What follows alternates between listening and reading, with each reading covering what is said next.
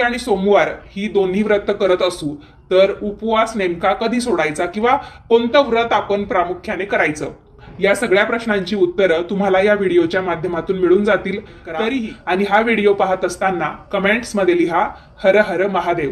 24 August 2026 या दिवशी श्रावणाचा दुसरा सोमवार आलेला आहे आणि याच दिवशी पुत्रदा एकादशी सुद्धा आहे. श्रावणाचा सोमवार हा भगवान शिवांना समर्पित असतो. या दिवशी आपण भगवान शिवशंकरांच्या नावाने उपवास धरतो. तर श्रावणी सोमवारचा उपवास हा दिवसभर केला जातो.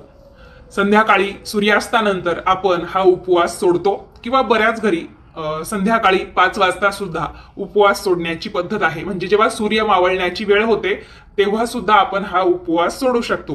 कारण जसा भाग बदलतो, प्रदेश बदलतो, त्यानुसार व्रतवैकल्य करण्याची पद्धत किंवा पूजा अर्चा करण्याची पद्धत यामध्ये विविधता आढळते. पण कोणतंही व्रत असो, कोणतीही तिथी असो, आपण ती सकाळी सूर्योदयापासून पाळत असतो.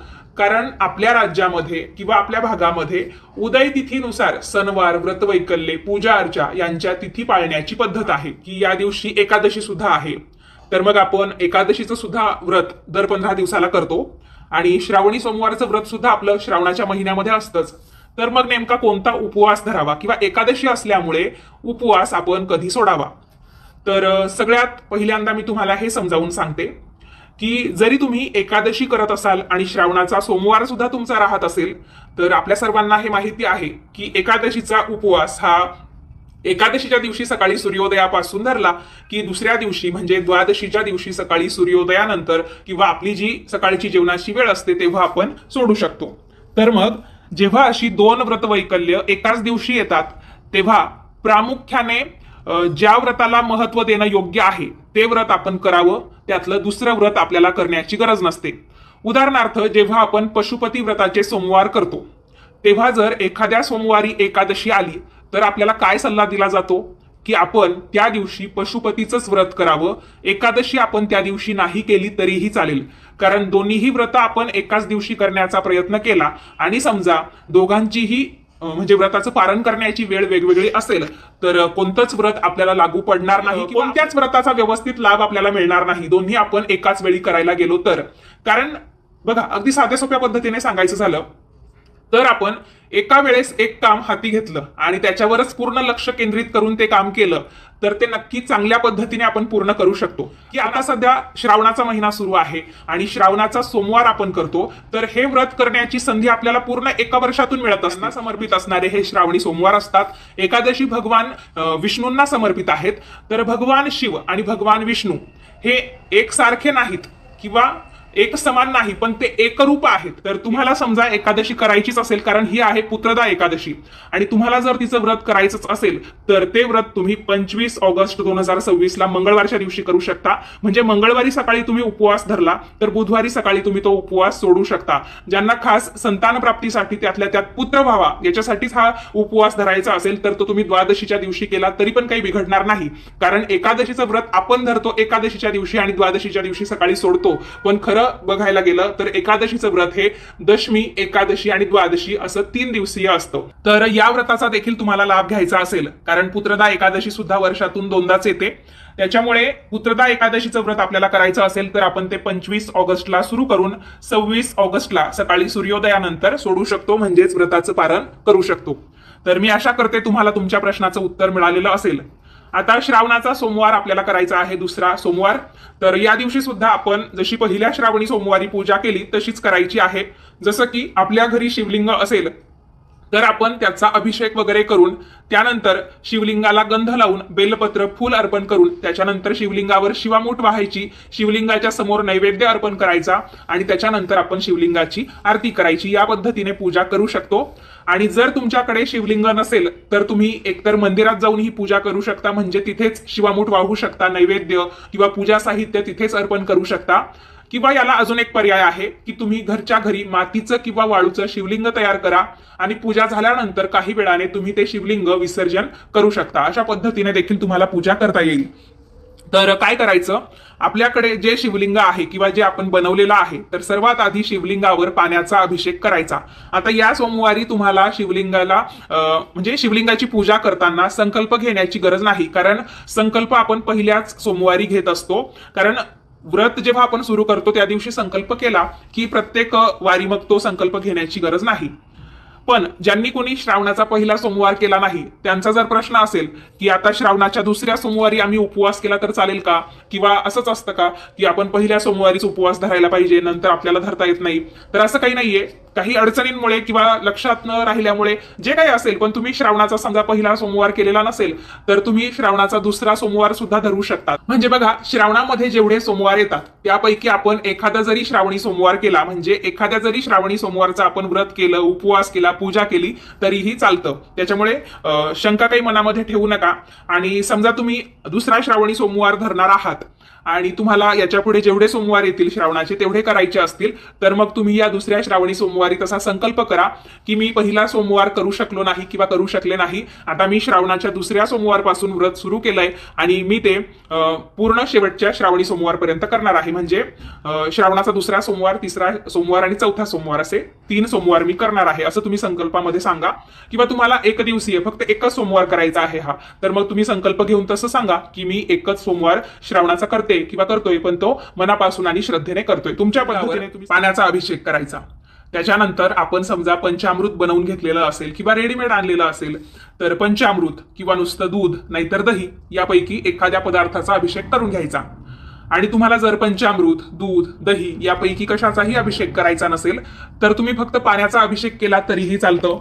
किंवा तुम्ही चंदन पावडर असते किंवा चंदनाची पेस्ट आपल्याकडे असते, तर चंदन पावडर असेल तर ती पाण्यामध्ये मिसळायची आणि चंदनाच्या पाण्याने अभिषेक करू शकता. कुणी कुणी कापुराच्या पाण्याने अभिषेक करतं, कुणी गुलाब पाण्याने करतं, कुणी गंगाजलाने करतं. तर आपल्याकडे समजा चंदनाची पेस्ट असली तर आपण ती पूर्ण शिवलिंगाला लावून घेऊ शकतो, पण हे आपल्याला फक्त रेडीमेड शिवलिंगाच्या बाबतीतच करता येतं.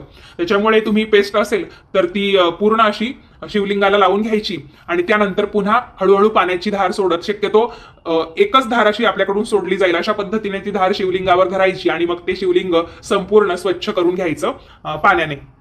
तर मग स्वच्छ करून झालं की त्याच्यानंतर शिवलिंग स्वच्छ कापडाने पुसून घ्यायचं.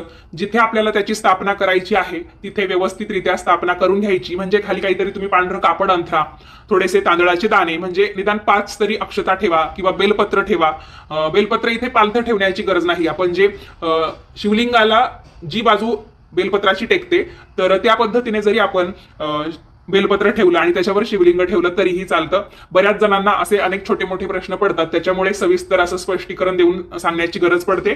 तर मग बेलपत्रावर किंवा अक्षतांवर तुम्ही शिवलिंग स्थापन करा. त्याच्यानंतर शिवलिंगाला एकतर विभूती म्हणजे भस्म लावा किंवा तुम्ही चंदनाचा गंध लावू शकता, अष्टगंधाचा गंध लावू शकता किंवा तुम्ही गुलाल लावला तरीही चालतं. म्हणजे यापैकी एखादा गंध शिवलिंगाला लावून घ्या. त्याच्यानंतर शिवलिंगावर बेलपत्र वाहा पालथ करून 1, 3, 5, 7, 9, 11 किंवा 1008 या संख्येपर्यंत आपण कितीही बेलपत्र वाहू शकतो. रंगाचं फुल किंवा ऋतुमानानुसार तुम्हाला जी फुलं उपलब्ध होतील तर त्यातली जेवढी फुलं तुम्हाला वाहायची आहे विषम संख्येमध्ये तेवढी तुम्ही वाहू शकता. त्याच्यानंतर शिवलिंगाला अक्षता अर्पण करायच्या. आणि या सोमवारी आहे शिवामूठ तीळ. आता प्रश्न पडतो, तिळाची शिवामूठ आहे मग काळे तीळ वाहायचे की पांढरे तीळ? तर आपल्याला श्रावणाच्या दुसऱ्या सोमवारी शिवलिंगावर अभिषेक करण्याचं धान्य म्हणून जी मूठ वाहायची असते तर ती असते तिळाची शिवामूठ आणि ती आपल्याला पांढऱ्या तिळांचीच वाहायची असते. तर आपण जेवढी साध्या सोप्या पद्धतीने पूजा करू पण ती मनापासून आणि श्रद्धेने करू तर ती नक्कीच आपल्याला व्यवस्थित फळ देते. हवं तर ते तीळ तुम्ही गोरगरिबांना काहीतरी पदार्थ बनवून दान केले तर त्याचं फळ तुम्हाला नक्कीच मिळेल. त्याच्यामुळे अगदी चिमूटभर किंवा मोजून तुम्ही 5 किंवा 7 जरी तीळ घेतले आणि किंवा 1 तीळ जरी घेतला मुठीमध्ये आणि तो शिवलिंगावर मनापासून अर्पण केला तरीही त्याचं फळ तुम्हाला मिळणार आहे. देव आपली फक्त श्रद्धा आणि मनातला शुद्ध भाव बघत असतो, एवढं लक्षात ठेवा. तर आता बरेच जण शिवामूठ वाहताना चूक करताय. त्याच्यानंतर शिवामूठ वाहताना काय काय चुका होत आहेत ते सुद्धा समजून सांगते. आपण काळे तीळ हे पित्रांच्या विधीमध्ये वापरत असतो. पित्रांचं काही कार्य असेल, पित्रांच्या नावाने आपल्याला काही दान करायचं असेल तर तेव्हा आपण काळे तीळ वापरतो. पण इथे भगवान शिवांची पूजा आहे. आता ही गोष्ट आहे की पित्र सुद्धा शिवलिंगाच्या तिथे बसलेले असतात. तर आपण जेव्हा शिवलिंगाची पूजा करतो तर तेव्हा आपण एक प्रकारे आपल्या पित्रांचं सुद्धा दर्शन तिथे घेत असतो. पण ही खास करून शिवामुठीची पूजा आहे किंवा शिवामुठीचं हे आपलं व्रत आहे, त्याच्यामुळे इथे आपल्याला काळे तीळ वाहून चालत नाही, इथे आपल्याला पांढरेच तीळ वाहायचे असतात. तर मग तुम्ही पांढरे तीळ मुठीमध्ये घ्यायचे आहेत आणि अंगठा वर आला पाहिजे, म्हणजे तो आपण मध्ये दाबून घेतला किंवा वरती ठेवला त्याची काही अडचण नाही. पण काही जण चूक काय करताय माहिती का, शिवलिंगावर अंगठ्याच्या बाजूने ते धान्य सोडताय, म्हणजे अशी उलटी शिवामूठ धरताय की अंगठ्याची बाजू शिवलिंगाच्या वर येईल अशा पद्धतीने. तर असं आपल्याला करायचं नाहीये. आपण जेव्हा ती मूठ पकडू तर करंगळीची बाजू शिवलिंगावर धरली जाईल आणि अंगठा वर येईल अशा पद्धतीने आपल्याला ती शिवामूठ पकडायची आहे. आणि जेव्हा आपण ते धान्य शिवामुठीतून खाली शिवलिंगावर सोडतो तर सगळ्यात शेवटी करंगळीचा स्पर्श होऊन ते शिवलिंगावर पडलं पाहिजे, अशा पद्धतीनेच आपल्याला शिवलिंगावरती शिवामूठ सोडायची असते. तर बरेच जण उलटी शिवामूठ धरून शेवटी अंगठ्याने म्हणजे अंगठ्याचा स्पर्श होऊन ते धान्य शिवलिंगावर पडेल अशा पद्धतीने कृती करतायत. तर हे अतिशय चुकीचं आहे. आपण पितरांच्या नावाने जेव्हा तर्पण करतो तेव्हा अशा पद्धतीची कृती आपल्याकडून होत असते किंवा तेव्हा अशी मुद्रा असते की अंगठ्याची बाजू खाली येते. तर असं काही मुळीच करू नका. आणि सगळ्यात महत्त्वाची गोष्ट, आपण कोणत्याही धान्याची शिवामूठ, म्हणजे आता प्रत्येक सोमवारी वेगवेगळं धान्य आहे, जसं की पहिल्या सोमवारी तांदूळ होते, आता तीळ आहेत, तर मग आपल्याला त्या धान्यावर थोडंसं पाणी शिंपडायचं आहे, म्हणजे ती शिवामूठ जी आहे ती ओलसर करून घ्यायची आहे. किंवा तुम्ही एका हातामध्ये काहीतरी पाण्याचं छोटं भांड घ्या, तांब्या असेल, लोटी असेल किंवा छोटीशी वाटी असेल, तिच्यात पाणी घ्या आणि शिवलिंगावर जेव्हा तुम्ही ते धान्य हळूहळू सोडत असतात तर दुसऱ्या हाताने वरून तुमच्या त्या मुठीवर पाणी सुद्धा तुम्ही पाण्याची धार धरा, म्हणजे पाणी आणि धान्य दोन्हीही शिवलिंगावर पडेल. कारण आपण शिवलिंगावर इतर वेळा फक्त द्रव पदार्थांचा अभिषेक करतो आणि श्रावणाच्या फक्त सोमवारच्या वेळेस आपण शिवलिंगावर धान्याचा अभिषेक करतो. त्याच्यामुळे मग या अभिषेकाला शिवामूठ असं म्हटलं जातं. कोणताही गोड पदार्थ किंवा जो पदार्थ उपवासाला आपण खात नाही, शाकाहारी पदार्थ, मग त्याच्यामध्ये तुम्ही गोडधोड करा किंवा तुमच्या आवडीने करा, अगदी दही भात ठेवला, साखरेचे दाणे ठेवले नैवेद्य म्हणून तरीही चालेल. पण आपल्याला उपवास आहे म्हणून देवाला सुद्धा उपवासाचेच पदार्थ आपण नैवेद्यात ठेवले पाहिजे असा कोणताही आग्रह नाही. आणि जरी तुम्ही तो उपवासाचा पदार्थ ठेवत असाल तर मग संध्याकाळी का होईना तुम्ही उपवास सोडण्याच्या आधी देवाला एक व्यवस्थितरित्या अन्न पदार्थांचा नैवेद्य दाखवायला अजिबात विसरू नका. तर ही एक काळजी आपल्याला घ्यायची आहे. भगवान शिवशंकरांची आरती करायची आहे. त्याचबरोबर तुम्हाला शिवलीला अमृत मधला एखादा अध्याय वाचायचा असेल तर तो तुम्ही वाचू शकता, किंवा तुमचं पारायण एखादं चालू असेल तर त्यानुसार तुम्ही हे करू शकता. तर अशा पद्धतीने आपल्याला भगवान शिवांची स्तुती करण्यासाठी, वाचन करण्यासारखं किंवा पठण करण्यासारखं तर ते आपण नक्कीच या दिवशी वाचू शकतो. शिवलिंगावर शिवामूठ वाहताना आपल्याला मंत्र म्हणायचा आहे, नमः शिवाय शांताय पंचवक्राय शूलिने शृंगी भुंगी महाकाल गणयुक्ताय शंभवे, किंवा तुम्ही मराठीमध्ये असं म्हणू शकतात, शिवा शिवा महादेवा माझी शिवामूठ ईश्वरा देवा, घरातल्या सर्वांचं कल्याण कर रे देवा, किंवा शिवा शिवा महादेवा माझी शिवामूठ ईश्वरा देवा, मनातल्या सर्व इच्छा पूर्ण कर रे देवा, अशा पद्धतीने तुम्हाला म्हणता येईल. तर सर्व पर्याय मी तुम्हाला मंत्राचे सांगितले. आता यातला तुमच्यासाठी जो योग्य आहे किंवा तुम्हाला जो म्हणणं सोयीस्कर वाटतं तो मंत्र तुम्ही म्हणा. मराठीत तुम्ही अगदी साध्या सोप्या रीतीने ते म्हटलं तरीही चालेल. व्हायची नाहीये. या दिवशी सत्य बोलायचं, खोटं अजिबात बोलायचं नाही, वाद भांडणं कटकट यापासून दूर राहायचं. दिवसभरात आपल्याला झोपायचं नाहीये, रात्री आपण नेहमीप्रमाणे झोपू शकतो. या दिवशी ब्रह्मचर्य पाळायचं. आणि दिवसभरात आपण झोपायचं का नाही, कारण जेव्हा आपण व्रत करतो तर आपण देवाच्या नामामध्ये मग्न राहिलं पाहिजे किंवा आपल्या मनामध्ये देवाचं नामस्मरण सतत करत राहिलं पाहिजे. त्यासाठी तुम्हाला मोठमोठ्या पूजाच करत राहायच्या आहे किंवा दिवसभर काहीतरी वाचतच बसायचं आहे असं नाही. तुमच्या आयुष्यातून तुम्हाला वेळ काढून जेवढं काही करता येईल तेवढं करा. बाकीच्या वेळेत तुम्ही तुमचं काम देखील पूर्ण करू शकता. त्यातून आपण एक चांगल्या पद्धतीने देवाची सेवा कशी केली किंवा देवाप्रती आपली श्रद्धा कशी दृढ केली, तर हाच संदेश आपल्याला या व्रताच्या निमित्ताने आपल्या मनामध्ये रुजवायचा आहे. हा होता आजचा व्हिडिओ. यामध्ये मी तुम्हाला श्रावणाच्या दुसऱ्या सोमवारची संपूर्ण माहिती दिली. एकादशी जरी असली तरी पण आपण हे व्रत कसं पूर्ण करू शकतो किंवा त्याला पर्याय काय हे सुद्धा मी तुम्हाला या व्हिडिओच्या माध्यमातून सांगितलं. कसा वाटला व्हिडिओ, कशी वाटली माहिती कमेंट करून तेवढं नक्की कळवा. व्हिडिओ आवडला असेल तर लाईक करा, जास्तीत जास्त लोकांना पाठवा. आणि याच पद्धतीचे नवनवीन माहितीचे धार्मिक आध्यात्मिक व्हिडिओ, पुराण कथांचे व्हिडिओ पाहण्यासाठी या युट्यूब चॅनेलला सबस्क्राईब करा.